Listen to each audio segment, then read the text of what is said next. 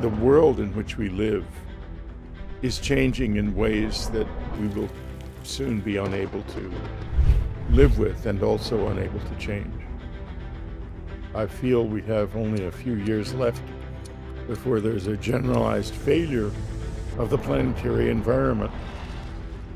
If we are upcoming on maybe a potential next sixth mass extinction event, is there a timeline, or do you foresee a timeline where humanity makes it this time?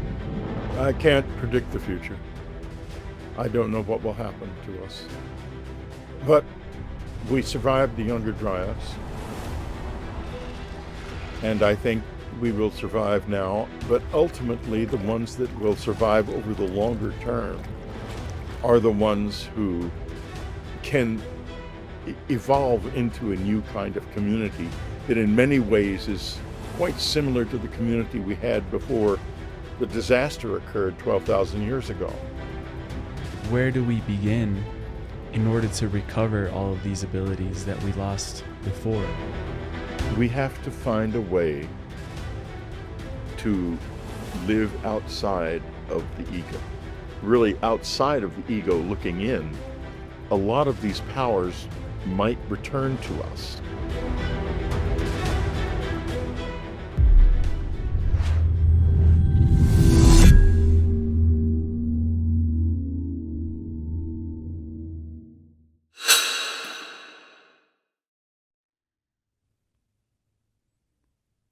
Whitley Strieber, welcome on Just Tap In, brother. What are you most excited about right now globally and in your life?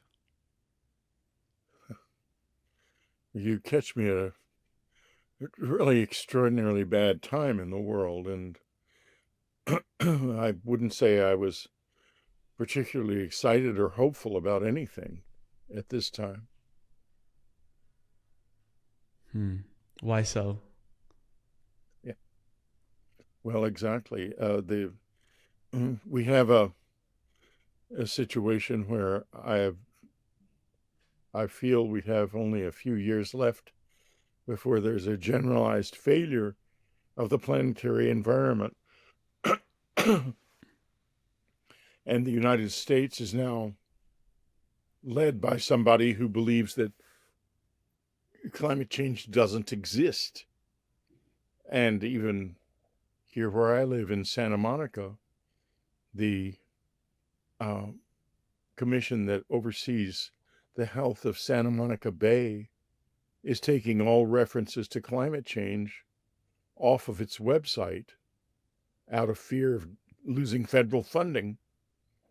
And we're looking at a disaster of the first order.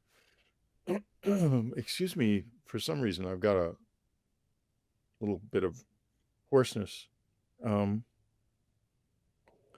We are going to go through extraordinarily difficult times in terms of the climate in the next few years.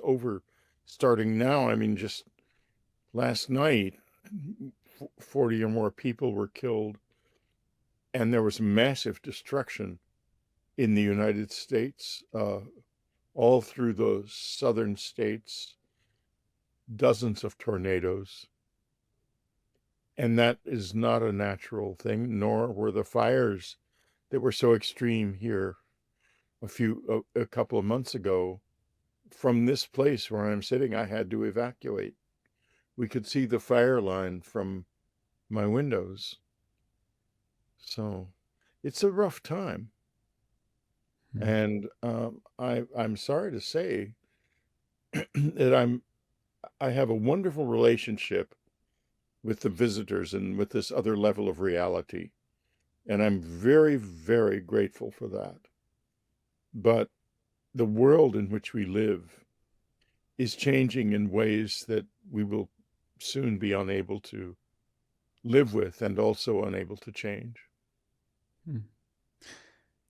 I wanted to read a quote of yours that you said that someone wants us helpless. I am here for us to be empowered. Knowing all of these earth changes that are coming, how can we still maintain in a state of empowerment and knowing that there might be something on the other side of all these shifts that maybe the earth needs to purge in order for something new to arise? What information have you received Well, around that? the meek will inherit the earth, probably because that's not going to be anybody left. As far as somebody who wants us basically all to go through this and to die, look to the White House, and you'll find that's where they are, in power. That's why they're saying things they know not to be true, while at the same time building underground redoubts and buying property in places like Uruguay, and the Uruguayan Altiplano is not going to be so affected by these changes, and it's got a big aquifer underneath it, and you'll find many wealthy people from around the world have quietly brought property there. They were buying up New Zealand too until the government put a stop to it. And they're preparing because they know perfectly well what's going to happen, and they're lying to the public in order to make it happen. That's the truth. The visitors that you mentioned, connected through different levels of reality. Do you believe that in this process, the shift that humanity is going through, are they teachers? Are they observers? Are they participants in all of this? They are even more complicated as a culture and a society than we are. Much more, because there's more than one species arising in more than one different way. And if you think of how different we are from the dogs or the chimpanzees or the dolphins, and you imagine that they're even more different from us than any of the earthly creatures, and there's more than one group of them, meaning that they have different brains, different minds, different ways of seeing the world. And in addition to that, you add on to that the fact that each individual group, each individual society is extremely complex and filled with all kinds of contradictions, just like we are. So you can see why we never get a very focused response from them.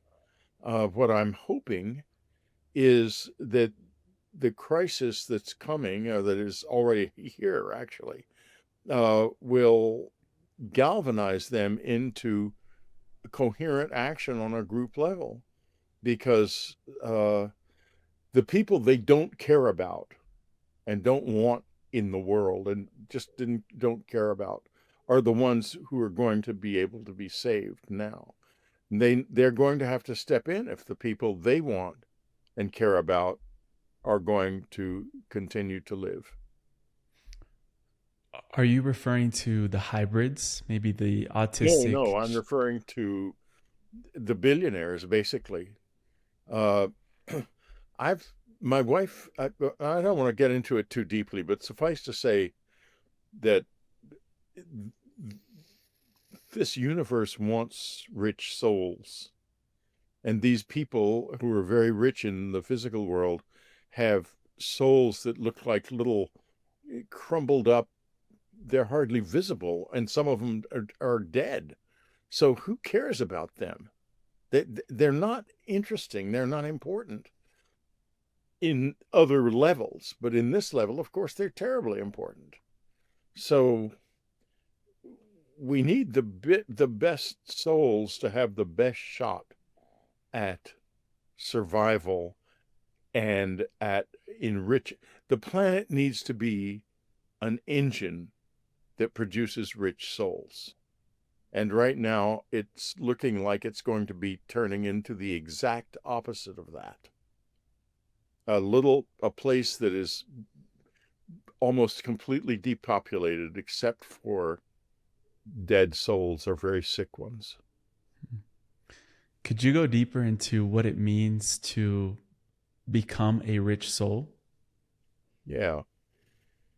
My wife, Anne, who is back there, who became an enlightened being toward the end of her life, said this to me about enlightenment. She said, enlightenment is what happens when there is nothing left of us but love.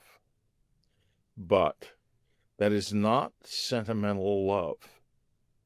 It's nothing like the love that we call like unconditional love, which is, oh, everything is all right. And no, it's objective love that sees clearly the truth and emerges out of the fundamental urgency of what created this universe to be. And it is quite different. So, but finding that love, it doesn't exist in the ego. It doesn't. It is not in Whitley, and it is not in Emilio, and not in anyone's ego. And there's nothing wrong with ego. Ego is something that serves our place in the world and enables us to function in society. But there's a silent place also. Someone else is there. Someone who does not live in the world of illusion in Maya's palace. Someone else. And this someone else needs our attention. And we have to work very hard to extract our attention from our ego so that we can live from this other, deeper, more objective level and live from objective love. That's the direction of enlightenment. Why did humanity lose what you've called the knowledge of the science of the soul? It was nobody's, well, maybe it was somebody's fault in some higher level, I don't know. But we live in an area of the galaxy called the local bubble. It is called that because it is a kind of bubble of stars, many of whom have a tendency to explode. And there's no danger of our sun doing that, but it happens a lot in the local bubble, more than it does in the rest of the galaxy. And 30,000 years ago, a star exploded some distance from us, about 30 or 40 light years from us. And, or rather, the gamma rays from the explosion reached Earth. And what happened was there were two suns in the sky for a while. And, of course, the human population hid. But the large animals that lived on the surface didn't. And a lot of them were killed by gamma radiation. So there was a strip of mass extinctions across Southeast Asia and Australia. All of the large land-dwelling marsupials, or outdoor-dwelling marsupials, died out then. Then, 12,000 years ago, something else happened. The physical debris from that supernova, which they generate a great deal of metallic and other debris, reached our solar system. And for 1,000 years, it was absolute chaos on planet Earth. Prior to that, human beings did not have egos like we have now. We lived in a different, our mind was different. We were telepathic enough to where the whole human community functioned as a single entity, probably without being fully aware of that. But this was what we were then. Our populations plummeted during the Younger Dryas when you had huge solar flares constantly, bolides and things striking planet Earth constantly and the other planets, and the solar system in turmoil for 1,000 years. There were many generations of human beings who knew nothing but this turmoil. Then this is where all of our legends of wars in space and wars in the heavens come from, because that's what it looked like. The population plummeted. At one point, when the Laurentide Glacier finally let go and collapsed, uh, sea levels rose 400 feet in a matter of days. We have never explored that area of the oceans. We don't know what was there, but we do know that immediately after that, human beings began we invented agriculture. I think what probably happened was agriculturists who had lived on the sea nearer to the then seacoasts ended up coming up into what had been the mountains, which were now the seacoasts, and um, the um, the species lost its community because individuals were alone for the most part, desperately trying to stay alive, and they had no choice. They had to have a single individual personality. Nothing else mattered, otherwise they weren't going to survive. And ego grew over the next few thousand years until finally you see in the in Sumeria and in Egypt the emergence of non telepathic civilizations, all of them worshiping gods. And we had, at that point, we had dropped the thread. Not our fault. It was the fault of nature and the fact that we live in an unstable area of this galaxy. That's all it is. It's nobody to blame, and yet we do blame each other. And now we've got a large part of the population believes in original sin, that we somehow did something wrong and are being punished as a species. Not at all. If we're being punished by anything, it's the randomness of nature. So it's a long answer to your question and not quite an answer, and I apologize for that. No worries at all. It's very clear what you're saying. And if we are upcoming on maybe a potential next sixth mass extinction event, is there a timeline, or do you foresee a timeline where humanity makes it this time and makes it, across into the future? I can't predict the future. I don't know what will happen to us. But we survived the Younger Dryas, and I think we will survive now. And I think what will probably happen is that we have become all linked by these devices. You were in Colombia, I'm in Santa Monica in California. You could be just as easily in Hyderabad and I in London, and the link would be exactly the same. However, the right kind of solar event or other natural event could cause this to disappear in a moment, forever. And if that happens, a lot of us are going to become telepathic because we have to. And the ones who can't are going to die out because they have no community to survive, save them, except for these people who are going to be in these underground shelters or sequestered in great estates in isolated places and things like that.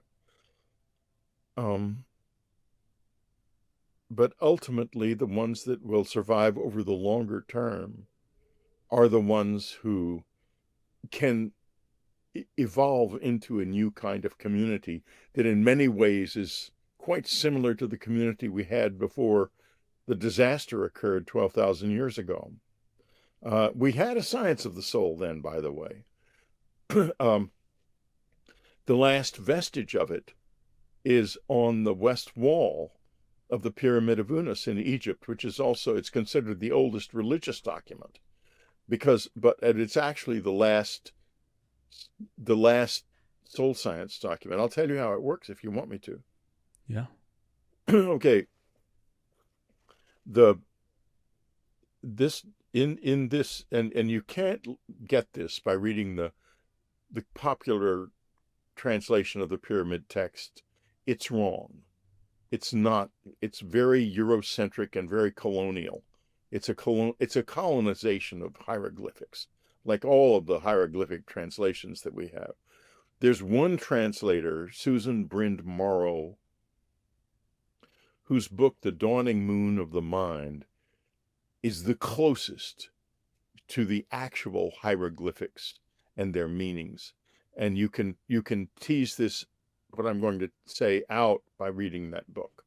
But forget the picking up the pyramid text and expecting wisdom. It's nonsense, most of it. So in the West Wall, the whole interior of the pyramid is an instruction to the pharaoh about how to ascend to Orion, how to ascend.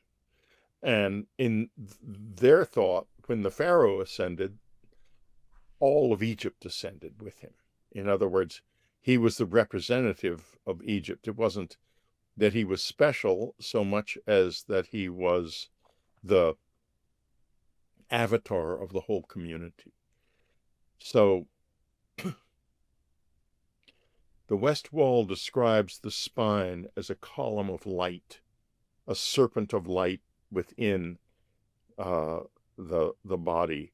And later, when the Hebrews, the wanderers who were rebelling against the Egyptian people, the Egyptian traditions, ended up in the Sinai, they made a classic reversal, which is something that happens in, if you do go into religious studies, you will find these reversals are very common. One religion's gods become the next religion's demons. So the serpent of light came out of the spine and ended up in a tree in the Garden of Eden and was evil. But so let's forget that and go back to the original idea. The serpent of light is the spine. It is energy, conscious energy in the spine is surrounded by 7 other serpents, smaller serpents, which are whirling around. These became the chakras later, but this is the original idea.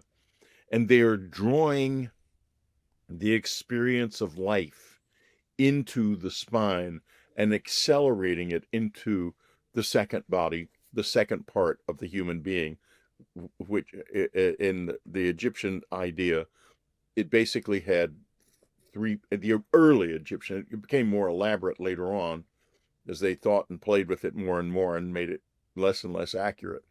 But in any case, the original one is the being is a tripartite being, a physical level, the second body that I'm talking about, and then an oversoul. It incidentally parallels very nicely the electron, the proton, and the neutron. It's like the building block of the universe, the Trinity. And it is reflected again in many other things, such as the Sphinx is a reflection of this same idea of the tripartite being. So it accelerates experience into the second body. And when you die, and first body dies, it releases second body, and second body is then absorbed into the Atman, into the soul. And the life experience is absorbed into the soul, and the quality of that life experience was very important to the Egyptians, and it is the origin of morality that, as we understand it today. The 42 laws of Ma'at are 42 admonitions about how to live in such a way that your soul, when you die, will be lighter than a feather and you will ascend. So this is the structure, and this is what the Pharaoh is taught on the West Wall of how this structure works. Now, it works in you and me right now. We are always drawing experience into our souls. And we are either making them lighter or we're making them heavier. And they can be so heavy that, as my wife put it after she died, they just disappear. In other words, they fall so fast you don't even see it. It's instantaneous. And, these evil people like the Nazis and so forth, or criminal gangs and drug people, or evil politicians and people who are devoted only to their own survival at the expense of others. They immediately are gone when they die. The soul falls right out of it, and we don't have to worry about it anymore. It's gone. As to where it goes, I'm not morbid. I do know, but I'm not going to talk about it. Yeah. Well, you did mention that the Egyptians held a particular importance around Orion. If you had any insights as to why they were trying to ascend to that constellation. Well, they believed that their origin, I believe they thought of their, or at least at that period in the Old Kingdom, that the origin point was Orion. That was where we were from, and our destiny is to return. In other words, this is a kind of place of filtering and testing, where souls come to be placed in the time stream, to be completely unaware of any reason to do things like to live a good life. In other words, we're here to just live as we feel in our deepest selves we want to live to our truth. And then some of us will come back and ascend, and some of us won't. In what ways are the visitors not so different to us? Well, I only know the Greys well, and some of the people they have attempted to create to be able to function in our society, so far I think unsuccessfully. And they are here, I think, because they have got enormous amount of knowledge, the Greys. I think that they are so knowledgeable that they've ended up kind of outside of the stream of time. They already know everything that's going to happen in the future. But when they participate with us in the stream of time, if they have communion with us and can be completely within us and living in us, they can also take advantage of living in time, and that gives them a chance to ascend as well.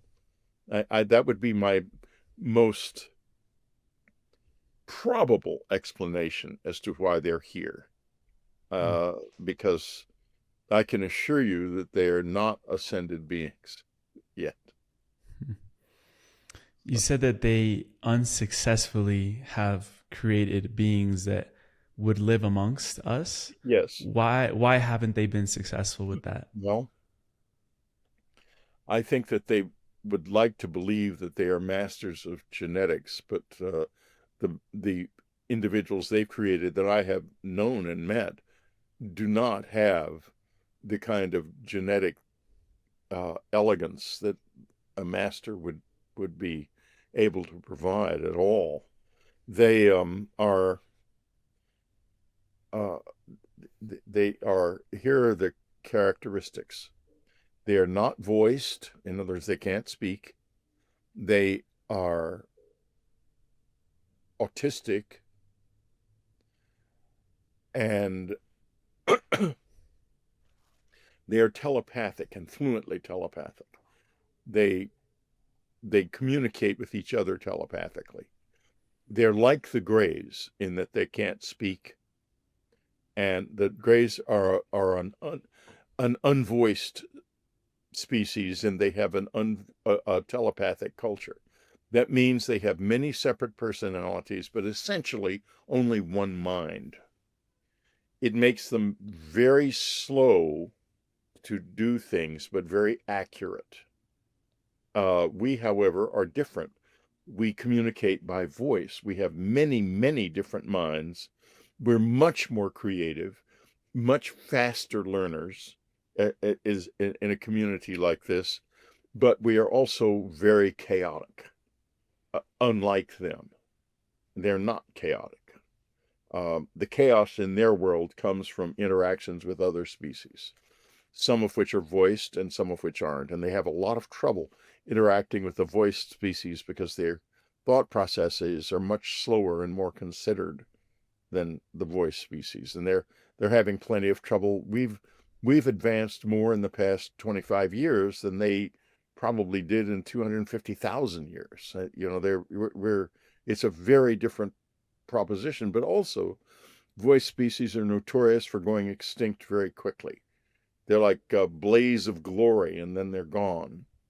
And they're rare too. And it's very rare for one to get as far as we have with all of this technological fluency that we've acquired.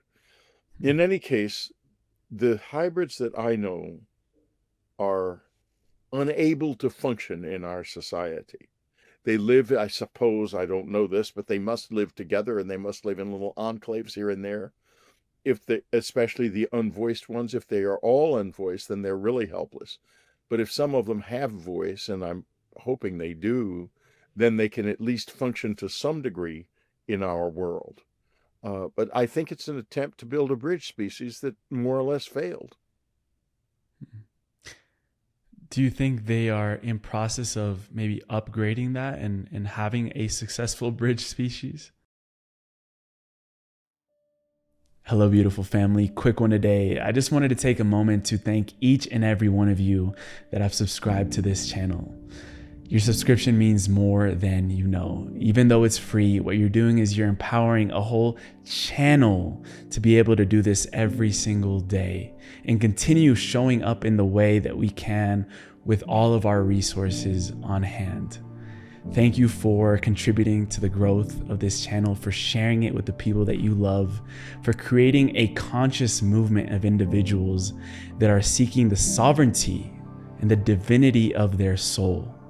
This is why we're here. And if you haven't already and you're enjoying this content, I invite you now to look below on that little button that says subscribe and welcome you properly to this community. Thank you for being here. Thank you for being who you are and being pure love and radiating that with everyone that you see. Back to the episode. I would hope so. Yeah. Can't leave the project unfinished. Well, some people are saying that people like me and other people who are very close to them are that bridge species. So maybe that's the case. I don't feel like a bridge species. I feel like me. You never know what it may be. Yeah. Knowing what you know now, how would you guide, let's say, your younger self during some of those early encounters that you had? I actually did it right. I did it right.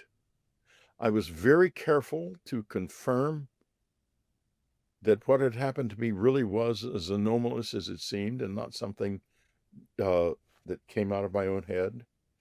And then I methodically went out into the woods in the dead of the night alone in order to signal to them that I was available and I could interact with them.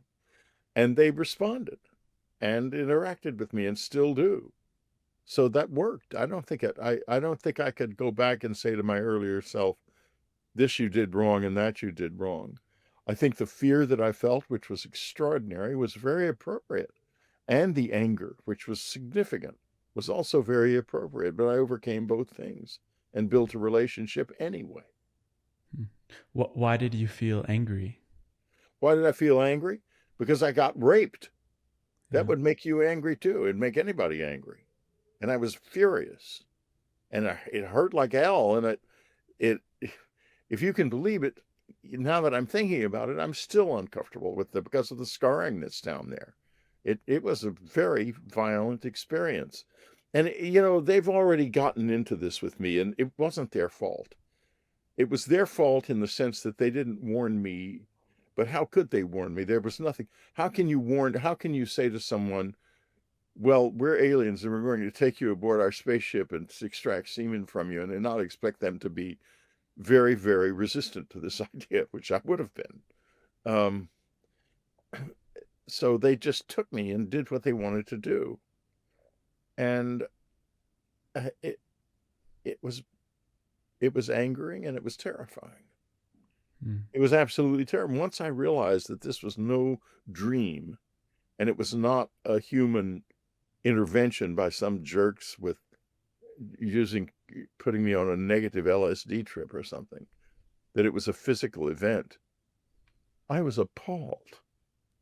Absolutely appalled.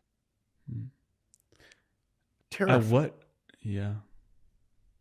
Go ahead. Yeah, I'm curious, at what moment did you feel called to share your story with other people? Maybe other people that have gone through something similar. At what point did you feel that you needed to get that story out there?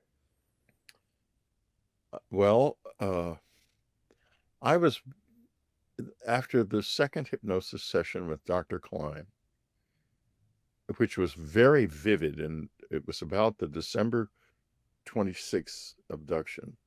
And I had realized by then it had really happened. I thought to myself as I was walking home, we lived near where his office was. My goodness, this would be a fascinating story. This really would be very fascinating. At the time, I was writing fiction. So I went home and I said to my wife, I said to Anne, I think, this might be quite a... Oh, no, I was telling her the story. And she said, Whitley, you ought to write this up, because this is really fascinating. Once I told her, I had gone through hell before I told her. I thought I was going insane, and I was going to end up as psychotic in a mental institution, because the experience had been so seamless. When I was in the experience, I had no access to this world at all, our world.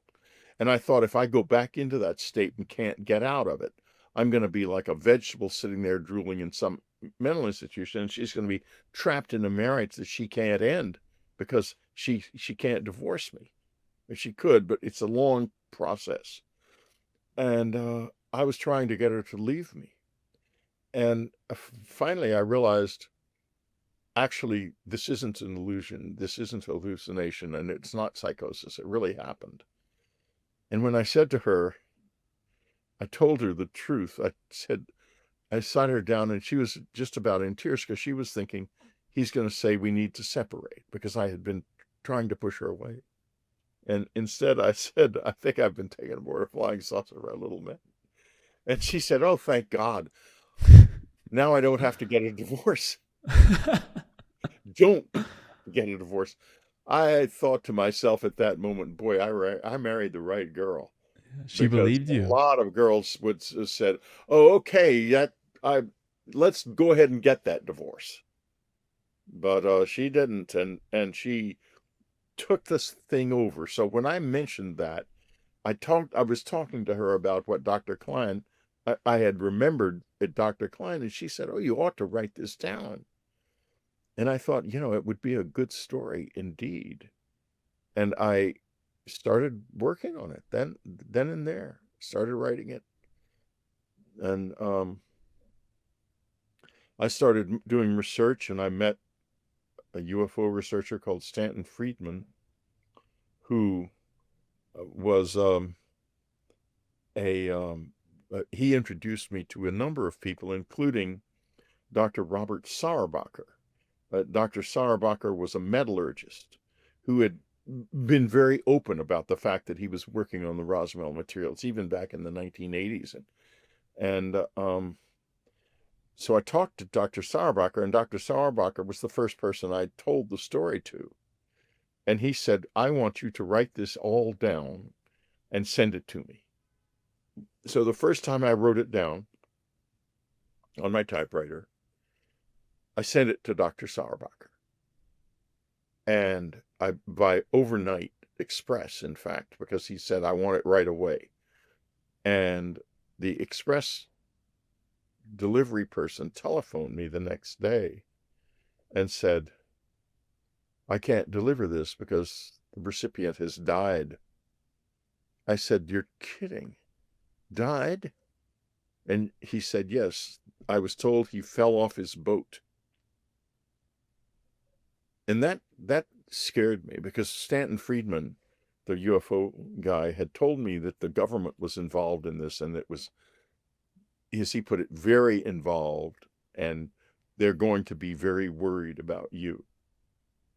And then as soon as and also they said, the guy said, we will send the document back to you, but it never came back. I suppose it's in some vault somewhere in Washington. I will be frank with you. I think they killed Dr. Sauerbacher. I think the government did, because he was talking about things they didn't want talked about, and he came into contact with me, and they have been very, very wary of me, and they were wary from the beginning. So, do you feel that the sentiment of maybe these like 3-letter agencies has changed toward you, toward this whole community, toward these stories, toward how it's being handled in the public? Has the sentiment changed, or is it still very much the same, that they want this covered up? They've kind of ignored me. They've done a lot of social engineering to lessen my impact. And, you know, like if my YouTube channel on Google, on YouTube is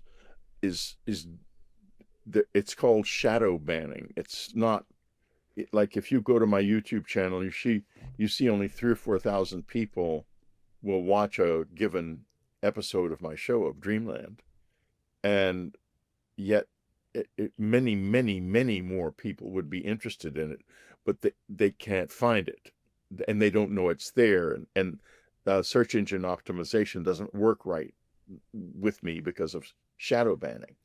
So that's definitely there.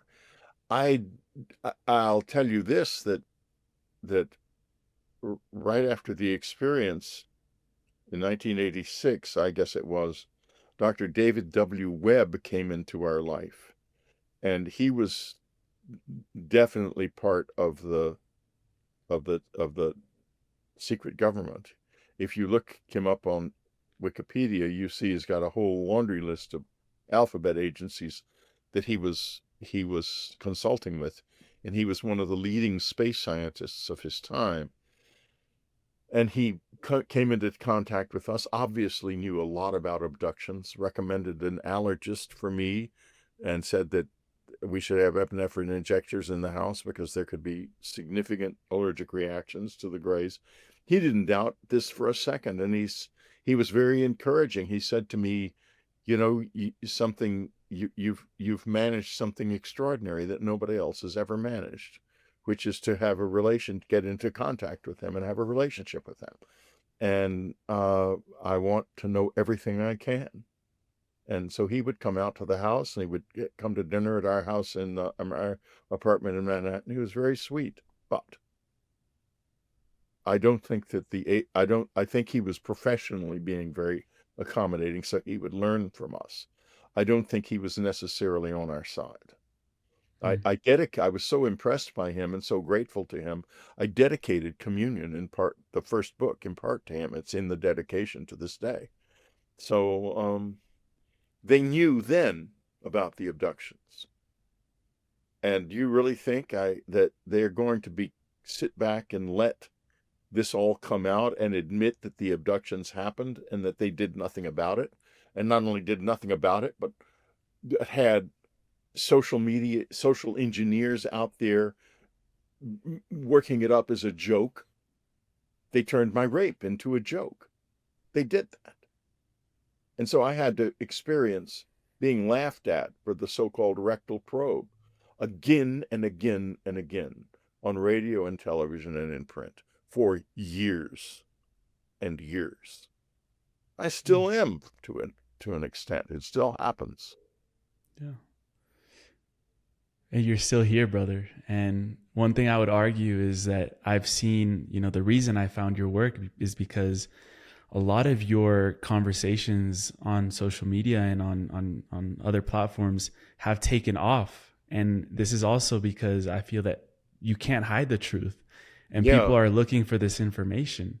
What are your thoughts on Listen, if I'm on a show that's not shadow banned like mine are, then a million people will watch it. I'm very popular. It's just that my own personal stuff is hidden away on purpose. So, if you go on my channel, you see 3,000 or 4,000 people heard a given show. You see me on another channel and 450,000 people listened to it or watched it. That's the difference. Yeah.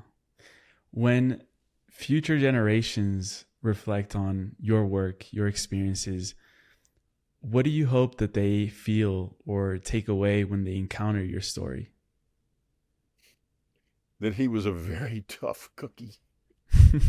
That's what I'm getting too. I'm a lot tougher than the social engineers. I mean, they're going to have to come in and blow my brains out to stop me. Simple as that. There's no other way to do it. Yeah. That's what I want to be remembered as, someone who was tough and who went out in the dark alone to do this and to try to make our relationship with these beings work. And the beautiful thing is that you're leaving behind a legacy, not only with these conversations, but also through your writing. And after Communion was released, it was almost like something came online and your creativity just enhanced tremendously. What do you owe that to? Them. In 1989, this implant was put in my ear. It's still here. And it has been a tremendously useful device in helping me write my books, because it is not downloads. I hate that word.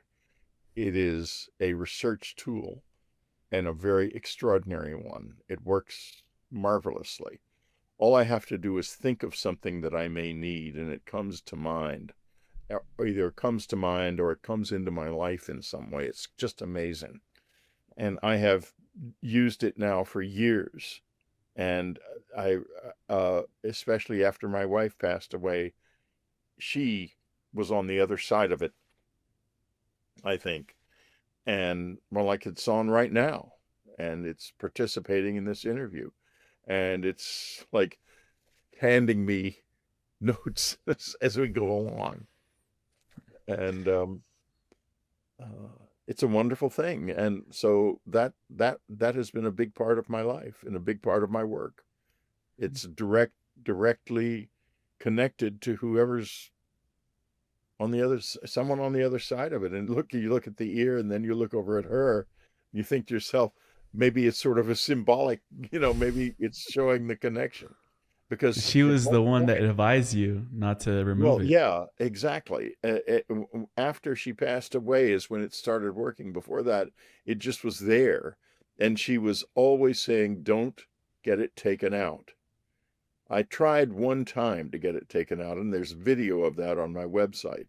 And it is very clear from what the doctor sees and what the nurse sees and Anne sees, that it is an anomalous object in my ear. Very clear. But it goes from here. When he touches it with his scalpel, it goes from here down to here. It moved. And he pulls out, because he's realized at this point that he's not trying to pull out a little cyst. He's taking out an alien implant, because he knows who I am. And he decides, obviously, this is not for me. And he says, well, I'd have to take off your whole ear. I'll pull out. So he puts in a stitch, and that's it. And it comes back again. Then a day later, there's a burning sensation in my ear, and it comes back to where it is to this day. Annie passes away many years later, and I begin to see a slit in my eye I'm looking for it. Anyway, and their words racing through the slit. Eventually, two men came to the house and they explained to me what this is it's drawing information up that I have buried in my memory. It's going through my memory, and as I am working or talking, it is literally drawing information up. That's how I could remember Dr. Sauerbacher's name so easily. And because when the implant's not on, I might not remember it so easily. And at one point I asked it. I could see the thing flashing past. Who are you? And the words are like typed, and it slowed down and it says, "It's me, Anne. And in this life, she was my muse, my best companion in everything, in every way. And in my opinion, she still is. And I think that on some level, she knew from the beginning what this was all about, and knew that she would use the implant later after she passed away. I don't know exactly who I was married to. She appeared to be just an ordinary kid from Ann Arbor, Michigan, really cute and really fun and really, really bright. But she was also something more, clearly. You've also said that you discovered that that implant was designed by a man named Yes. Constantine.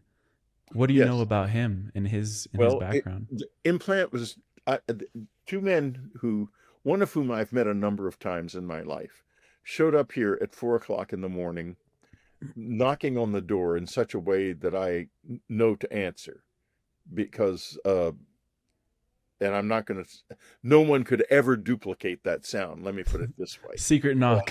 I knew who it was. I didn't know it was humans or grays, but I knew it was something to do with the experience, and I should answer. So I answered the door, and they came in, the two men. One of them was silent and I guess was sort of a guard in case I went berserk. And the other one, as I say, I had met a number of times, and he explained the implant to me. He explained how it worked, and I just talked about that a minute ago. And he explained that it had been designed by some man he called Constantine Rawdive. And I thought, who could that be? I didn't recognize the name initially. So as soon as they left, of course, I opened this computer and went Googling the name. And then I realized as I was Googling it and saw it come up, he had mispronounced it. It was not Constantine Rawdive. It was Constantine Rawdive, whose work I knew well. He was the leading exponent of electronic voice communication between the living and the dead during his physical lifetime. And he apparently designed this from the other side. That what this is a piece of technology designed on the other side and put into my body by either people from the other side who materialized into the physical world, or by people in the physical world who are in direct contact with them. That's the only way I can explain it. So, and it works brilliantly, and it is basically not, at first I had that stupid idea that everybody has initially. It's a tracking device. I don't want to be tracked, I said to Anne. She said, why do you care whether or not you're being tracked? What do? You don't rob anybody. You're not a pickpocket. You go down to the store and get the paper every day. Do you really think anybody's going to track you for very long? I don't think so. And I thought, yeah, she's right. I'd lead a very uninteresting life that way. But then I thought, well, maybe it's the government, and maybe they're trying to track me and keep up with me when I get abducted. Because I had a number, in those days I was having quite a few encounters with the visitors, and that may be part of it. I don't know. But in any case, it's the most valuable thing I have in my life. And many of my books, Afterlife Revolution, New World, Them, Jesus, A New Vision, and The Fourth Mind have all been written using it as a research tool. Are implants like yours going to become more common in the human race? It would be lovely if they were, but so far I don't know but of one other person who might have one. I just don't know. I think to myself often of that, and I think, what if more people had these, and why don't they? And I hope the answer is I hope so. Yeah, we talked about Egypt and other places where the planet is loaded with ruins that we can't explain, like the pyramids. Yes. It signifies that these visitors were here before, because if we weren't able to do that, then we must have had some help. But I've heard you say that these new visitors are here to stay now. In what way? I didn't hear you. I'm sorry. Are here to stay on the planet. Well, I think they might be. I'm not sure that the things that we see, those extraordinary structures, were not made by human beings. I go into this very deeply in The Fourth Mind. I think that before the Younger Dryas, when we were an entirely different species, that we probably could do those things. And in fact, there are indications that the secret of how to do things like move huge stones without any any physical effort, were still known. There's a place in Florida called the Coral Castle in Homestead, Florida, that was created by a man named Ed Leedskalnin. And the Coral Castle, he created it. He moved the stones from the quarry to the location they are in by some secret means. He didn't use any tractors or pulleys or anything like that. And he used to say to people when they asked him about it that it was an ancient Egyptian secret. So I think those strange remains, such as the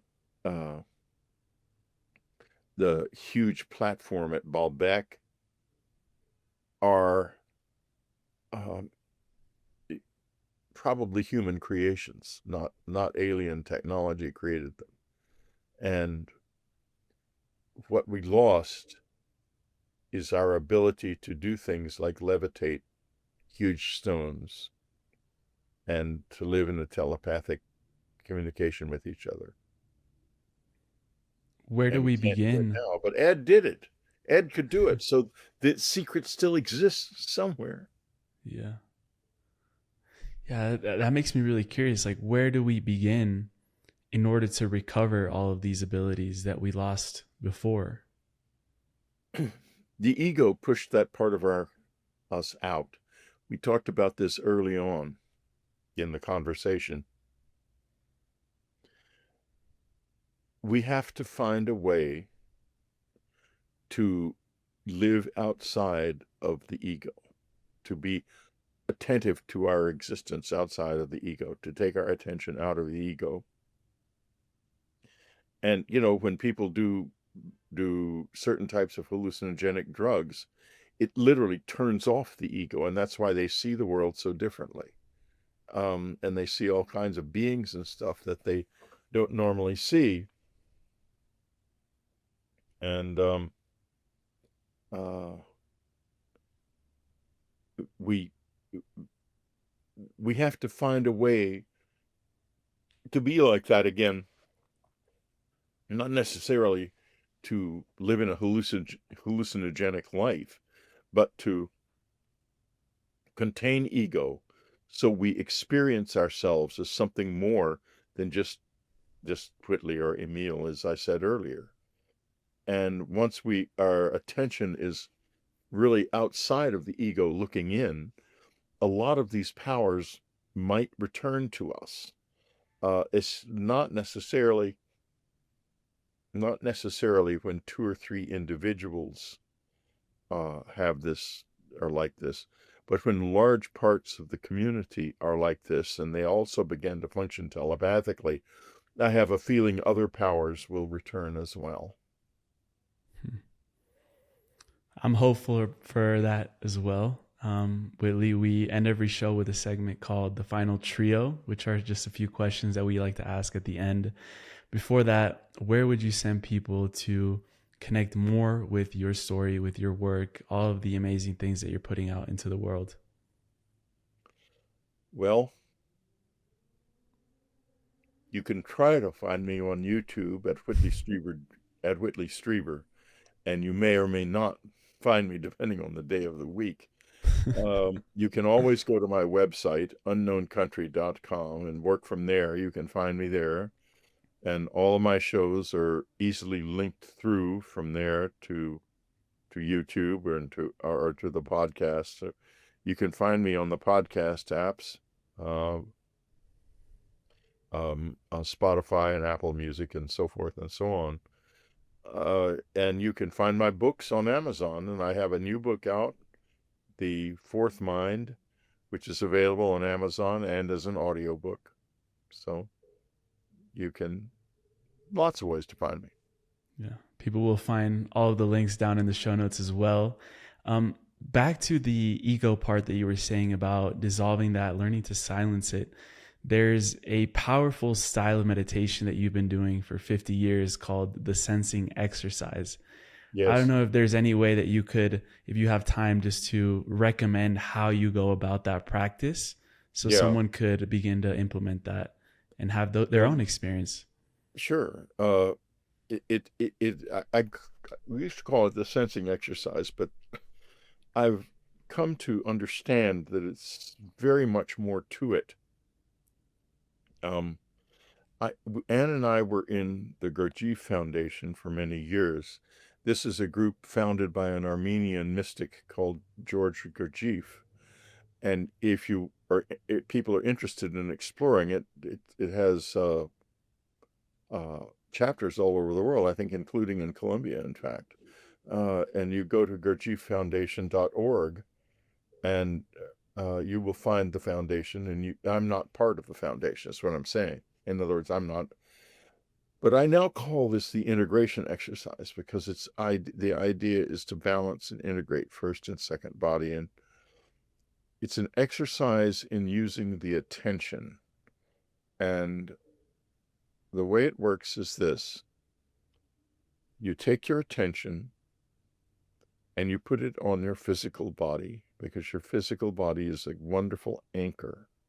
And the human being is a unique creature in that we can take charge of and move our attention. Normally our attention is out in the world, going to wherever it's drawn, but we can take charge of it.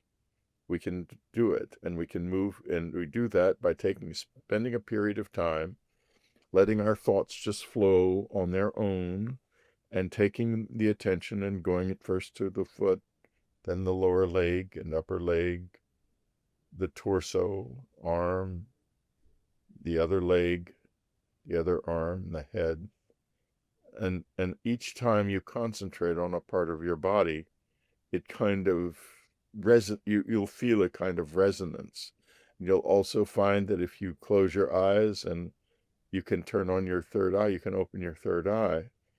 And sometimes there are very useful things that will become visible in your third eye. Usually very briefly. You have to be quite careful about that. But and if you don't, if it doesn't open, when it opens, you'll feel a sort of change in the sensation of that part of your head. And if you want, you can just touch it. You can just touch it or touch toward it to open it. And then you stay in that state for a while, and you do it persistently every day. I do it 4 times a day. And if you're persistent and patient, eventually you begin to change in very fundamental ways. Beautiful. And yeah, you've been doing this practice for 50 years, so I can imagine how much that has profoundly impacted I your started in life. 19 I started in 1969, but I know people who started last year who have begun to have very profound experiences with it, so it doesn't take that long. Wow, amazing. Whitley, for the final trio, the first two questions are personalized to the guest, and the last one we asked at the end of every single show. So the first one is, after decades of profound encounters, what do you think is the essential missing key that humanity must rediscover to fully step into our next stage of evolution? Be as little children. Simple as that. What do you mean by that? Embrace your innocence.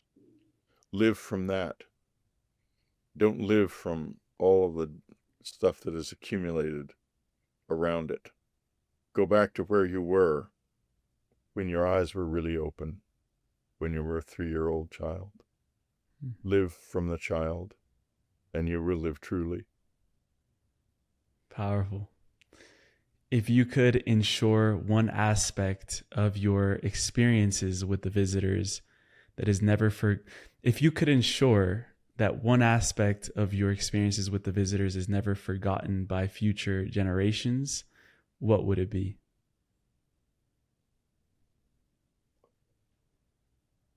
Don't give up. There is good out there. It's going to be very hard, but there is still time. Keep trying. This is a heavy, heavy place. You make yourself lighter by accepting your life and embracing the joy that is within you, that you can always find, no matter how dark the world you are in is. And your experiences, that joy is still there. Meister Eckhart, the great 12th century German mystic and theologian, used to say, God laughs and plays. And Anne said, she differed very much from the Gurdjieff Foundation with this. She said, our journey starts when we can begin to laugh at ourselves. Real self-observation begins with laughter. This is where to begin. Go ahead and laugh at yourself. You'll find it surprisingly easy. Yes. And this last question we ask at the end of every show, we call it the time capsule question. And it requires to travel a little bit into the future down the line, when it's a moment in history where the young generations of today will be stepping into leadership positions around the world and leading into whatever this next phase of humanity looks like. And just like any great leader, they're going to need great guidance, mentorship, resources, tools, and knowledge to be able to lead in the best way possible. If you had the opportunity to leave behind a time capsule that they would open in a few years down the line, what would you leave inside? It doesn't have to be necessarily something physical. It could be a non-physical. It could be the implant. It could be whatever it is, but something that will equip them with the tools necessary to lead through this next stage of evolution that humanity is going through. It would be a note. When you open the note, you would see this. Embrace your kindness. Be kind to yourself and others. You will never go wrong as a leader if you are kind.